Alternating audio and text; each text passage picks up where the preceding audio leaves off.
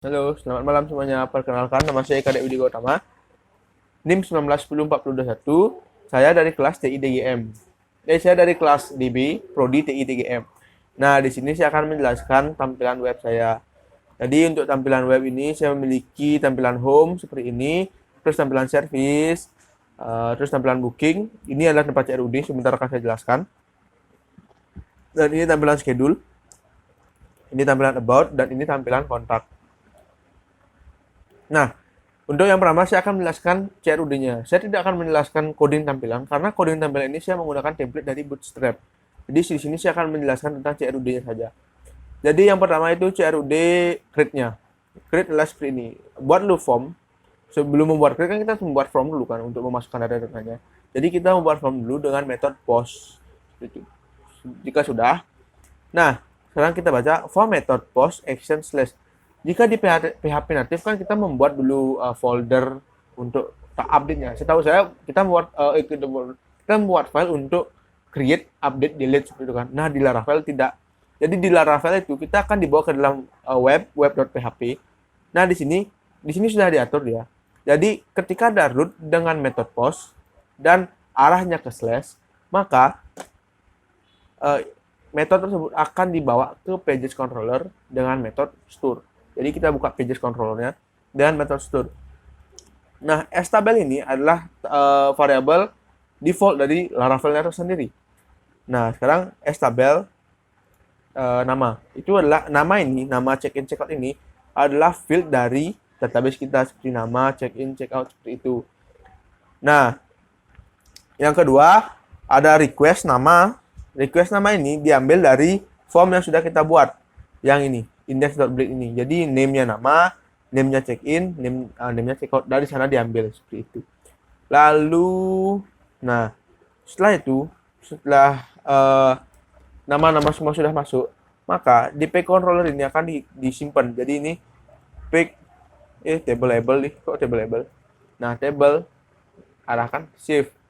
Terus itu akan menyimpan data-data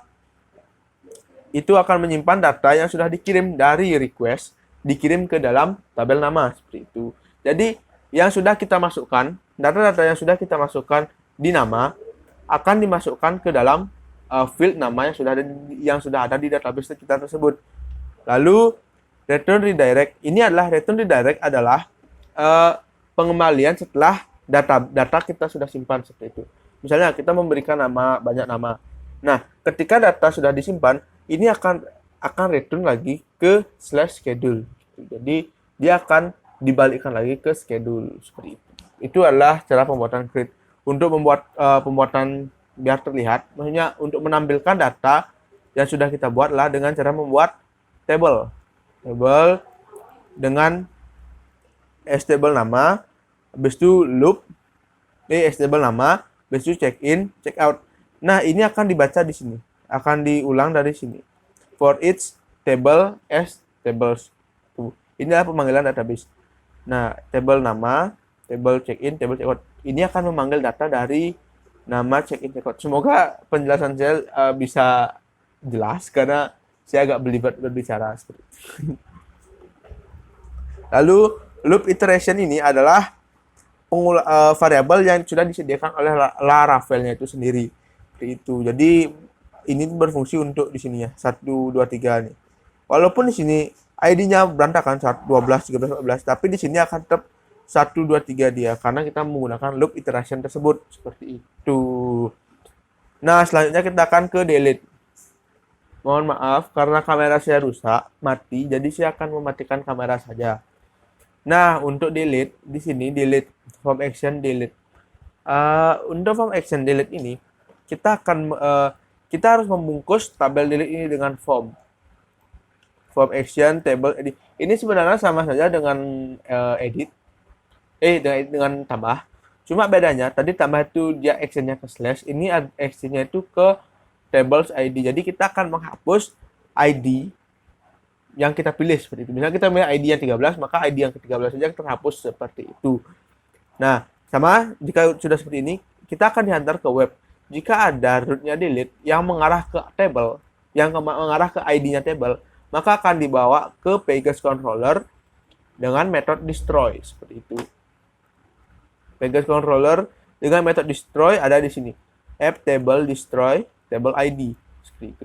Jadi table ini adalah modelnya, model ini.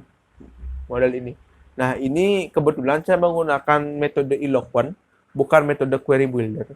Jadi di sini saya menggunakan table. Jika query builder dia tidak menggunakan table, dia lebih simpel jatuhnya. Tapi entah kenapa saya lebih memilih eloquent karena saya lebih mengerti eloquent.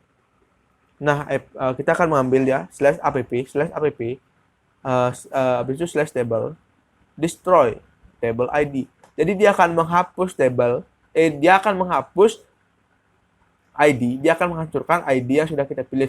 Jadi ketika kita pilih ini, ketika kita hapus, dia akan menghilang seperti itu. Tapi saya menemukan, mungkin saya salah menaruh coding, salah memberikan coding, sehingga jika saya hapus semuanya, website ini error, entah mengapa, saya tidak tahu. Jadi mungkin jika Bapak dosen mengetahui salahnya di mana, bisa dikoreksi.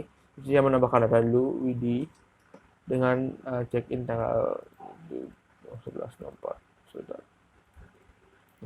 Nah, jika sudah berisi data, ini pasti mau dia.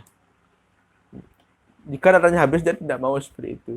Nah, sekarang kita masuk destroy-nya sudah, hapusnya sudah. Sekarang kita masuk ke edit.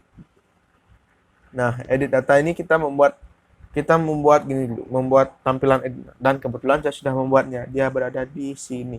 Nah, table ini juga sama saja seperti delete, create, read, sama apa lagi itu? Edit. Ini sebenarnya sama saja. Cuma di sini tadi kan yang pertama tuh slash, ini juga table ini sama seperti hapus sebenarnya. Tapi di sini metodenya ini kita pakai put. Nah, untuk kalian yang belum tahu, jadi di Laravel tersebut memiliki 5 metode. Yang pertama itu ada get, in. Yang pertama ada get, yang kedua ada in, ada post, maksud saya ada post. Selanjutnya ada put, ada patch, dan ada delete seperti itu. Dan di sini saya menggunakan put. Put sama patch tersebut sama saja, tidak ada bedanya. Ini sekarang di sini saya memilih menggunakan put seperti itu. Nah, terus ini table nama ini untuk menampilkan nama dari ID yang sudah kita pilih, nama check-in seperti biasa. Nah, ketika kita mengklik tombol edit, maka dia akan diantar sama seperti tadi, akan diantar ke web. Ketika ada root dengan metode put dan menuju ke table, ke ID-nya table, maka akan diarahkan ke Pegasus controller yang update seperti itu. Nah, ini dia update. Ini update. Jadi dia akan mengganti app table seperti biasa, table ini, table modelnya, where ID as variable table ID. Jadi ini akan memilih ID yang sudah kita klik dan akan dirubah nih, nama check-in checkout akan dirubah dengan request.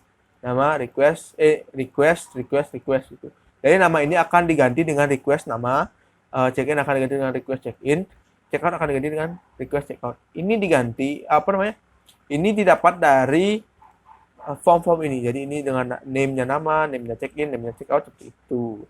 Nah, itu adalah kita belum praktek dulu sebentar. Ini misalnya kita edit WD seperti namanya. Jadi Gautama. Now dia berganti menjadi Gautama. Seperti itu. Mungkin itu saja yang bisa saya jelaskan. Untuk tampilan sih segini-segini saja. Booking. Di sini saya menggunakan tampilan dengan bentuk section, bukan dengan bentuk page. Jadi di sini saya menggunakan satu halaman saja, tapi ini bisa diklik berulang kali seperti itu. Tuh, bisa dibawa keliling-keliling tanpa membuat banyak file baru seperti itu. Menurut saya itu lebih gampang. Jadi mungkin sekian saja video dari saya.